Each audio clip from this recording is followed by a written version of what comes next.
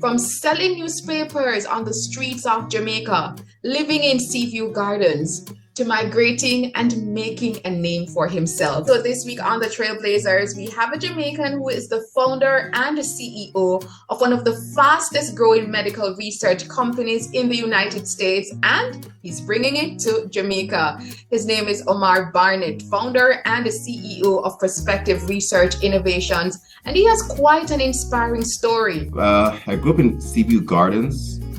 It was at that time, you know, it's one of those territorial, I would say, housing schemes, so as we call it in Jamaica. My first job as a young kid was working for the Gleaner, and I would walk on the streets of Kingston, you know, sell newspaper, go between cars.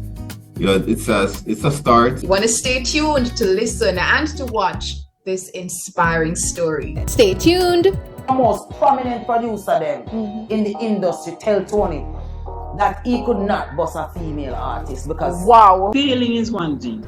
Failing publicly is a very hard thing. I said I was holding my mouth, the lies were going, and I sat and I saw women on the TV just lying bluntly, just like that. Released the all media survey, and when you look at the name Ron Mushet, 0, 0, 0.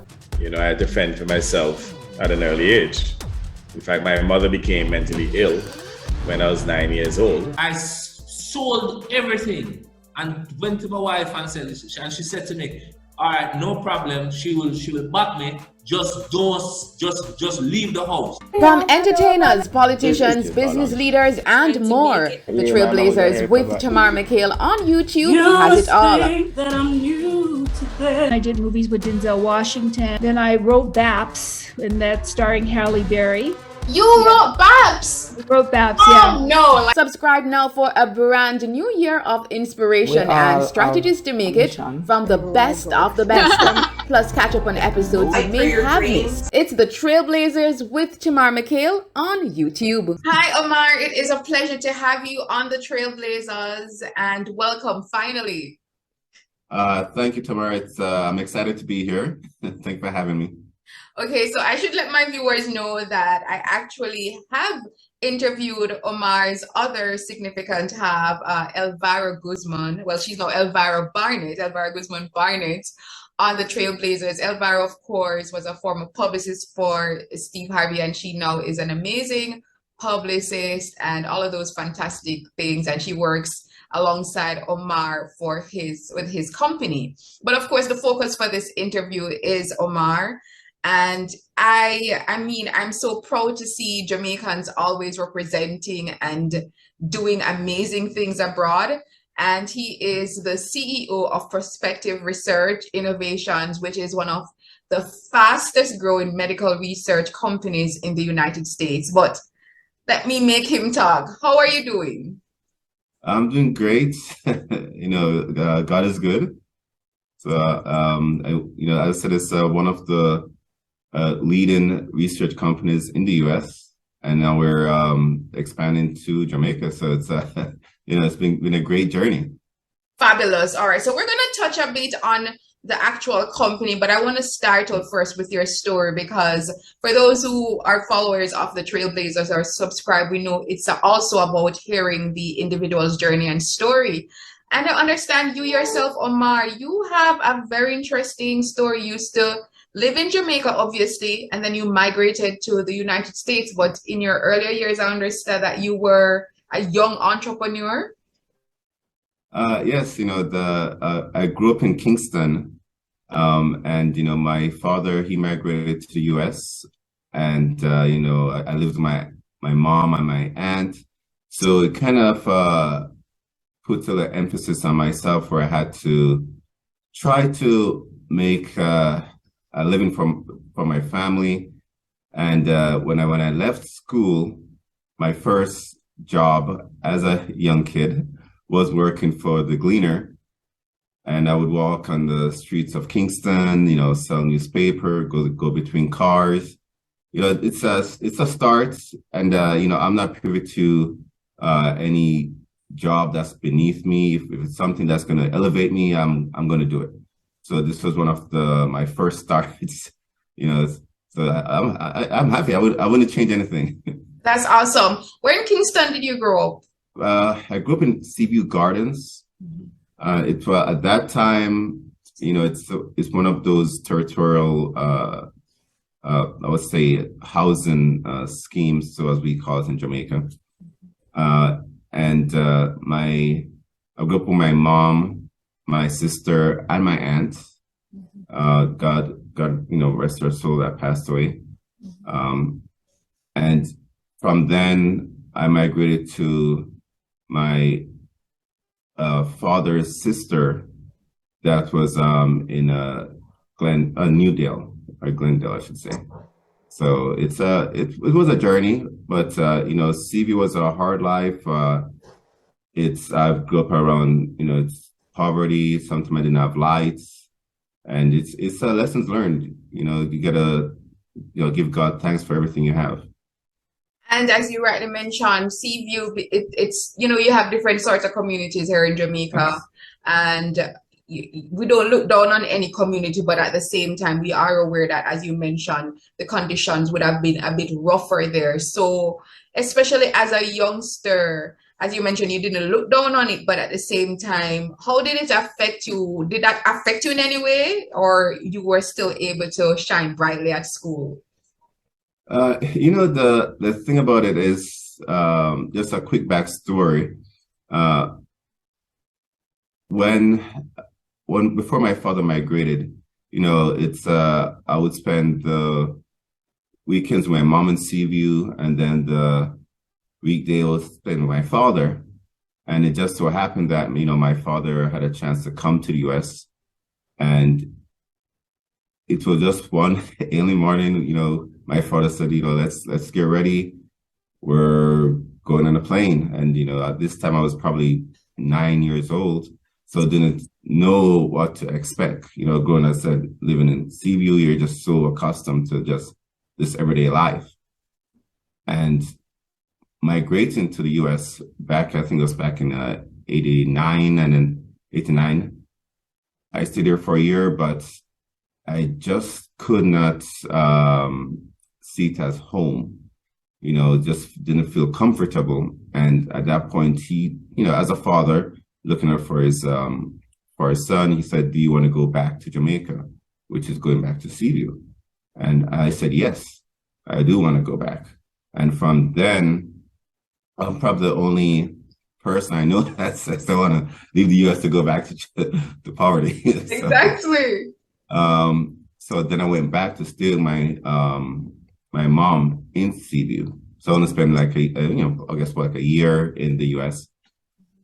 And I guess some people would not see the logic in it, because as you said, it's because of the area, would it affect your school and affect your mind? But no, it's actually lifted me up, because when you have it hard, you want to instill that drive in you to grow, to prosper, to go to that other level. And that's what CV did for me.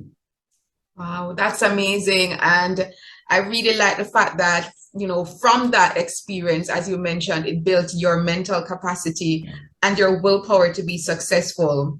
And as you mentioned, you're one of the few persons who asked to return, right? So having now returned to Jamaica, what led you eventually back to the US and to now running your own company? I'm sure there must have been an interesting journey along that path.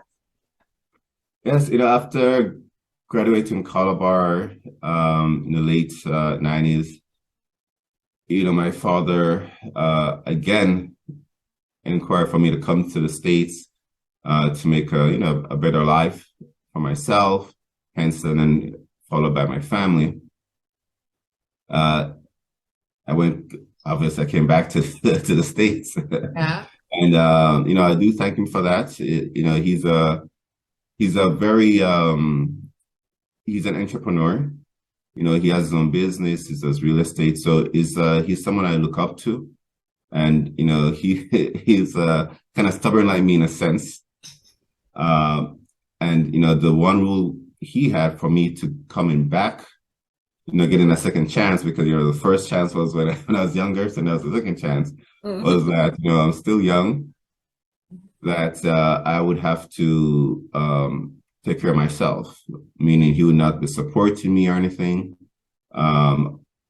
And I said, okay, because, I'm not shy when it comes to supporting myself, getting my hands dirty. That's just me.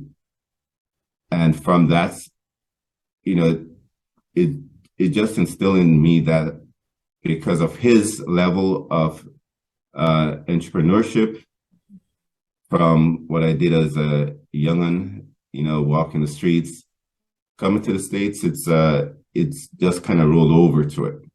Yes. But what are some of the interesting though? Because I do understand though him wanting you to launch out into the deep then, so to speak, on your own. But what are some of the jobs you would have had to do, especially you're pretty much new and you don't have anything really. So what were some of the jobs you had to do in order to survive? Well, that would be a long list to go over. A few, you can tell us a few. It's I've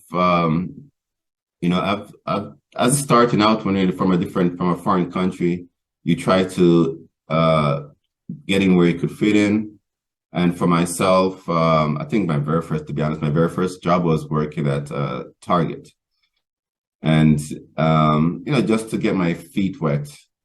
And I think after, say a month, I resigned because it just wasn't something that, I see for myself. What were you doing there?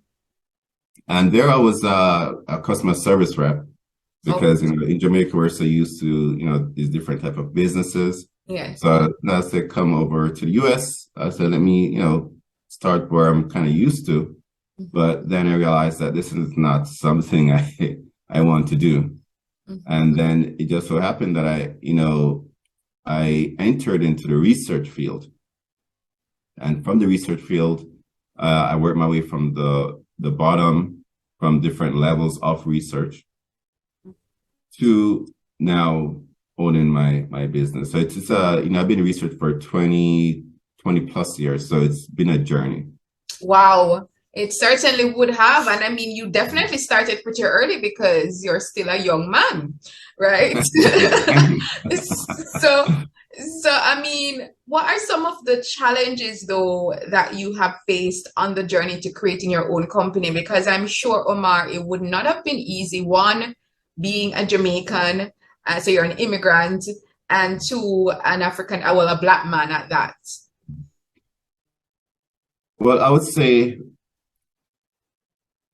throughout the years, leveling up, I realized that there aren't, many, I would say, African American, I would say actually more in an ethnic background being represented in the research community.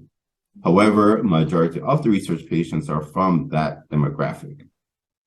So, I saw it as, there's a need that needed to be filled. So I just took it upon myself to, I'm going to start my business. And, I even to this day, I have patients that still call me because I always have a rapport with my patients. They're number one. That's always been my motto, patients number one, no matter what. And, they love me. They tell their friends, their family, and they keep coming back. That's the good thing about it. I'm really a people person. So I like to treat all my patients like family. So that's kind of something that I saw was missing in all the different research companies I've worked for before in the past. Yeah. And I really like the point where you mentioned that many of them are patients, many persons in the medical field, medical research field, they're the patients, but not necessarily the CEOs and the owners like yourself. So the fact that you have been able to flip the script is phenomenal. So, I mean, we hear the fancy term of medical research, but what exactly do you do? Like, do you find the answers to illnesses? What do you do? Yes, and medical research is needed in the the healthcare community because this is how we advanced medications, medical devices. This is how we help ourselves for the future. Without medical research, you would not be able to have all these advanced medicine that we have today that wasn't available 5, 10, 15 years ago. So it's a need, and it's something that we have to educate, every single person on the planet. I can't even say country, the planet, because it's so needed for, cancer research, pain management, mental health. And, I could add on a list of so many illnesses that are so in dire need of better treatment, better patient care. This is really how we change our lives. Certainly. And you mentioned at the top of the program that you're planning on expanding now, not only because you're currently in California in the United States, and you're planning on, by the way, before I even go to the expansion in Jamaica, what was the feeling like when you looked at your nice office that you established in California, looking back then or reflecting on the little boy that used to be on the street selling newspapers in Jamaica? What was that feeling like for you? Well, it's every day I try to put myself in a state of gratitude because, from then to now, it's the best. It's a blessing. God has been guiding me every step of the way. And even in my home, I have a picture of myself when I was a kid in my khaki back in Cebu. So it keeps you humble, keeps you wanting to move forward. So you never settle. You just always want to go up to the next level, to the next level, to the next level. Yes, that's amazing. And in going up to the next level, you're also paying it forward, because expanding to Jamaica with your plans is also giving back to Jamaicans as well. So tell us about these new plans that you have. Well, number one, Jamaica is my home. My family is there. So, my grandmother, she had 13 kids. So that's so many aunts and uncles I have. And let's not even mention cousins. Big family. Big family. And, when I go back and I see the dire need that Jamaica has for I would say the medical industry and the poverty that's there, it's just Jamaica's such a beautiful island, and everyone goes there for vacation with their family, but they come back to the U.S. and they go to U.S.-owned businesses. So we see it as a need, because personally, I wanted to do a medical research in Jamaica. And, myself and my wife's Elvira, both of her mom got diagnosed with stage 4 cancer. So then, we thought about it, we meditated on it, and we said, what, let's not only start research center, but let's start cancer care. And from cancer care, we said, okay, with that, we're going to do pain management and mental health as well. And it's for me, it's giving back in the sense that we have medical tourism where, people from all over the world come into Jamaica for, all the severe illnesses for treatment. Along with that, we have the research side that's going to be shedding a light on Jamaica to the pharmaceutical industry for all these, big biotech companies that want to give Jamaicans these advanced medicines that we're not privy to, because, we're such a small island, but at the same time, we're a big island because it's so well known around the world. So this is where I see, number one, we're helping our residents, not only health-wise, but financially. Awesome. I really appreciate that. And I mean, Jamaicans who are watching, we're also proud because it's good that you are bringing that innovation here and giving back to the community as well. So it's like a 2-for-1 then, 2-for-1 special. All right, Omar. So next thing I wanted to touch on are some of your life lessons. You know, you mentioned the fact that growing up in Seaview Gardens, it gave you that mental fortitude in a sense to tackle anything and to level up. So what are some of the major life lessons you have learned along your journey so far that you can impart to others who are watching or listening? You know, for me, it's always follow your dream, never giving up. And, you know, to your audience, I would say for myself, there has been nights when I do not have anything to eat. However, I find a way. I keep pushing. I cannot say it enough. Keep pushing. You know, everything takes time to build. Nothing great happens overnight. You got to keep, you know, so you're always going to have some pushback. But guess what? That pushback is God testing you. How much do you want this? Okay. Keep that. Once you keep that in mind, you know, have it, the negative just automatically turn to positive. And that's really the key, especially for entrepreneurs, if you want to start your own business, you know, for yourself, for your family, creating generational wealth. That's really the key that I want Jamaicans to have in mind, create generational wealth, you know, because I'll be honest, you know, we're not, no one lives forever, but guess what? You live forever within your family. Okay. Wow, I'm loving those nuggets of wisdom. Omar, I could like sit at your feet right now because you're sharing. No, it's true. You're sharing such inspiring tidbits. And I like the part even where you mentioned in terms of the fact that nothing great is achieved overnight. It takes time and you have to keep pushing.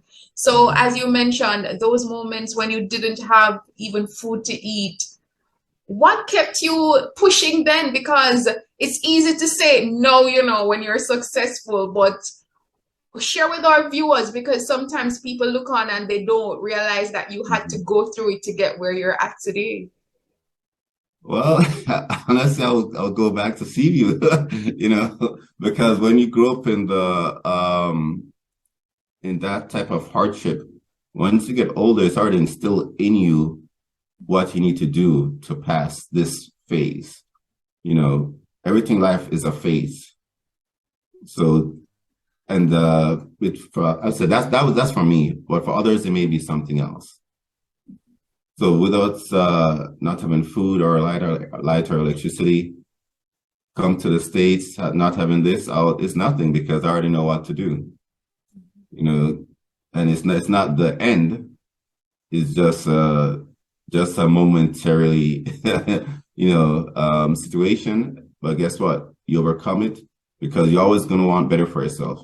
And the moment you want better for yourself, this is nothing. This is just, again, God testing you. How much do you want it? And because of all that in the past, that pushes me every single morning to get up to help change patients' lives and create additional, you know, businesses for Jamaica. Yes. And who has been your support, or have, because it can be more than one, your support system along the journey? Did you have that, or was it more that you had to encourage your own self then? You know, I'll push that to my wife, Elvira Guzman Barnett. You know, I'm gonna put that out there. Rightly so. You know, she's my rock because again, I would say, you know, even where I am now, sometimes you have those days, and you know, she's my light on when I come to that negative, that darkness. She brings me out of it, and she pushes me to go, nope, you have to do this, you have to do this. You know, I said it's nothing is overnight. You have to keep pushing, and you know, even blessing when you have someone or a family that's there for you. You know, so you know, of her and my father who you know, mentors me at, you know, for any questions or any guidance as well. So it's good. You know, you need that balance that balance and that those shoulders you could cry on at times. Awesome, awesome. Is it challenging for you having a business of that nature in the US, or you've kind of reached a point now where there's more ease and comfort? I would say after 20 years, it's become second nature, but it's again, it's still not a community that is predominantly where you'd find ethnic background in. So it's still there, and it's still a growing industry. Yes. Because it's medical research, we need it, and I see Jamaica needs it as well. Okay. All right, Omar, taking it on a lighter note, what do you do for fun? Because such a hardworking family man like yourself, how do you unwind? You know what? I feel like I'm a workaholic. But again, Elvira is trying to get me out of it. So, we spend time with the family. We go to, I call it mental retreats. Yes. Vacations, going to Jamaica, going to Mexico. Now we're trying to, every now and then try to get away as much as we can. Yeah. That's on my, bucket list of places I want to go to. Awesome. So it's good to have an idea. Well, we have our vision boards of places we vision ourselves in the future. So that's something we try to do. Wow, I love that. And I'm actually someone who is big on visioning. So yes. How has that actually even placed or worked in your life in manifesting your own goals? Well, life, I guess it's not something that is taught that you learn, but every successful person envision himself in some way or format. And that vision what keeps moving you to the next level, because no, I want this. I see myself as this. Once you write it down, you put it in the universe that, hey, he's very serious about it. I think I never thought about this before, but when we're babies, what's the first thing we try to do is walk, because we see ourselves walking. We see everyone doing it, so we see everyone walking. So we keep falling down, and we keep trying up, falling down, and we keep trying again. No baby starts walking the first time. So it's just one of those things that from then come to now, and you just put it to life experience. You vision yourself, you write it down, and as you go to that level, you just check off, and you create another one. My vision board is crazy. So yeah, that's because I expect so much. Yes. But God gives you abundance. Every day you wake up is He already gives it to you. So it's you to put out what you want, and from that, just keep working. It will all come in fruition. It will all come in fruition. And I loved your analogy about the baby and the fact that a baby learning to walk or wants to walk, he falls down, gets back up. She falls down, gets back up, one step at a time.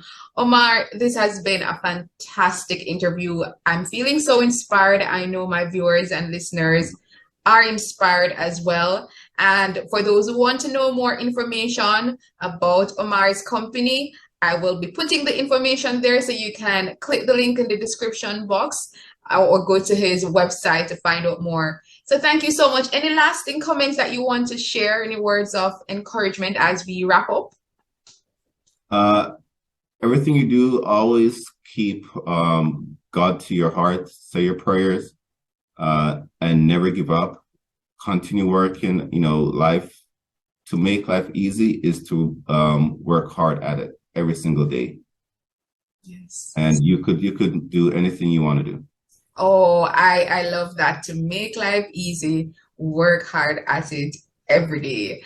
All right, that has been Omar Barnett, founder and CEO of Prospective Research Innovations. He's a Jamaican in California, making a name for himself, and he's bringing back the business. You heard him. to Jamaica. Well, bringing portions of the business to Jamaica, because you're still going to be in California as well. Thank you so much. Keep up the fantastic work, and say hi to your lovely wife, Elvira, for us as well. Thank you. Will do. All right. Thank you. I'm Tamara McKayle, a television and radio presenter, producer, communication specialist, and of course, producer and host of the Trailblazers series. I'm inviting you, yes, you, to join our family. All you have to do is just click that subscribe button right below. Make sure you hit the notification bell so you're alerted as to when we have new episodes. And of course, join our family for weekly inspiring and uplifting episodes that will give you the tools, the keys, and the strategies that you need so that you can blaze your trail.